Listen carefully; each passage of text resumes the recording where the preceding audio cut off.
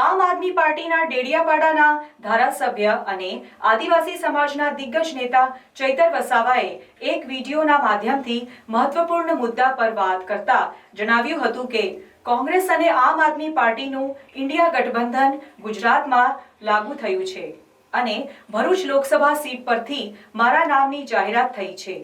તેને અમે વધાવી લઈએ છીએ।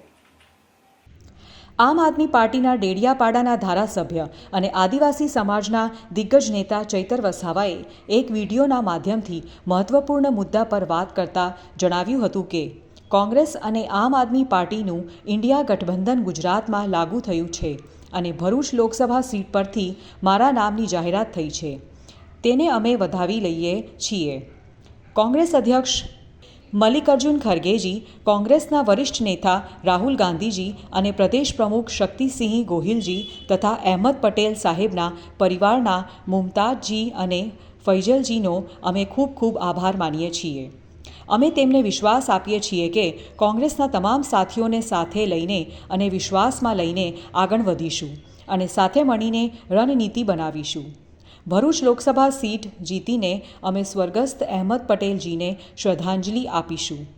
આજે સ્વાભિમાન યાત્રાનો ત્રીજો દિવસ છે અને તેમાં ભરૂચ જિલ્લાના કોંગ્રેસ પ્રમુખ રાજેન્દ્રસિંહ સહિત કોંગ્રેસના તમામ આગેવાનો આ યાત્રામાં જોડાય અને સાથે મળીને જનસંપર્ક કરીએ તે માટે હું આમંત્રણ આપું છું। હું તેમને વિશ્વાસ આપવા માંગુ છું કે સાથે મળીને આ લોકતંત્ર બચાવવાની લડાઈમાં આગળ વધીશું અને સાથે મળીને રણનીતિ બનાવીશું તો આપણે ચોક્કસ આ લોકસભા ચૂંટણી જીતીશું અને ભરૂચ લોકસભાની સીટ ઇન્ડિયા ગઠબંધનને આપી શકીશું। આજરોજ ઇન્ડિયા ગઠબંધનમાં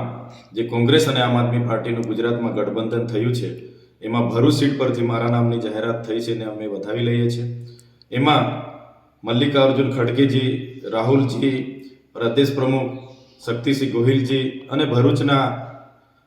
અહેમદ પટેલ સાહેબના પરિવાર મુમતાઝજી અને ફૈજલજીનો અમે ખૂબ ખૂબ આભાર માનીએ છીએ। સાથે સાથે એમને વિશ્વાસ આપીએ છીએ કે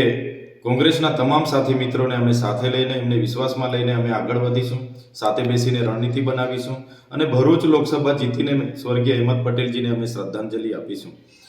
આજે અમારે સ્વાભિમાન યાત્રાનો આજે ત્રીજો દિવસ છે ત્યારે કોંગ્રેસના ભરૂચ જિલ્લાના પ્રમુખ રાજેન્દ્રસિંહ સાથે સાથે એમના તમામ આગેવાનોને આવનાર દિવસોમાં આ યાત્રામાં અમારી સાથે જોડાય, વધારે ને વધારે લોકો સાથે જનસંપર્ક કરીએ એ માટે પણ આમંત્રણ આપું છું અને એમને પણ વિશ્વાસ આપું છું કે આ લોકસભાની ચૂંટણી લોકતંત્ર બચાવવા માટે, લોકહિત માટે આપણે બધા સાથે રહીને એક તાકાતથી જો રણનીતિ બનાવીને આગળ વધીશું તો ચોક્કસ ભરૂચ લોકસભા આપણે જીતીને આપણા ઇન્ડિયા એલાયન્સના ગઠબંધનને આપી શકીશું।